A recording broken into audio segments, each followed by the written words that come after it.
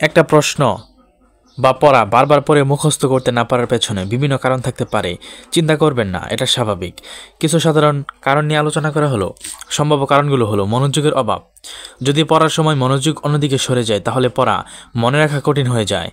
পড়ার পদ্ধতি শুধু বারবার পড়া নয়, কার্যকর পদ্ধতিতে পড়া গুরুত্বপূর্ণ। বিষয়টি কঠিন লাগা, প্রশ্ন বা বিষয়টি যদি খুব জটিল হয় তাহলে তা বোঝা কঠিন হতে পারে। চাপ বা মানসিক অস্থিরতা, অতিরিক্ত চাপ বা দুশ্চিন্তা পড়ার প্রতি নেতিবাচক প্রভাব ফেলে। পর্যাপ্ত বিশ্রামের অভাব, কম ঘুম বা ক্লান্তি মনোযোগ ও স্মরণশক্তি দুর্বল করে। সমাধান ও পরামর্শ। এর সমাধান কি? বুঝে পড়ুন। প্রশ্নের অর্থ ভালোভাবে বোঝার চেষ্টা করুন। বুঝে পড়লে তা সহজে মনে থাকে।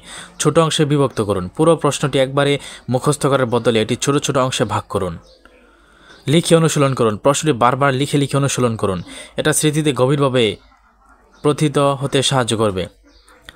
চালাক পড়ার কৌশল। প্রশ্নটি জোরে জোরে পড়ুন। উত্তরটি গল্প বা কাহিনীর মতো তৈরি করে পড়ার চেষ্টা করুন। গুরুত্বপূর্ণ শব্দ হাইলাইট করুন। পুনরাবৃত্তি।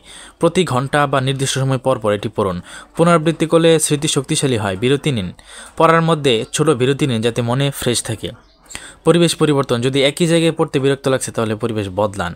সহযোগিতা নিন। পরিবারের সদস্য, বন্ধু বা শিক্ষকের কাছে বিষয়টি ব্যাখ্যা করার চেষ্টা করুন। এতে বিষয়টি মনে গেঁথে যায়। পরিশেষে এটাই বলবো, মনে রাখবেন বারবার চেষ্টা করলে সফল হবেনি। প্রতিদিন অল্প অল্প করে অভ্যাস করলে মস্তিষ্ক বিষয়টি সহজে গ্রহণ করতে শুরু করবে। নিজের প্রতি ধৈর্য ধরুন, আপনি পারবেন। ছোট্ট একটি ভিডিও, আশা করি আপনার অনেক উপকারে আসবে। উপকার আসলে অবশ্যই চ্যানেলটা সাবস্ক্রাইব করে সঙ্গে থাকবেন। ইনফিনিটি সাকসেসের সঙ্গে থাকবেন। বন্ধুদের মধ্যে শেয়ার করে দেবেন যাতে তারাও এই সম্পর্কে জানতে পারে ভুল ত্রুটি মার্জনীয়। নতুন নতুন ভিডিও পেতে সাথে থাকবেন। ধন্যবাদ।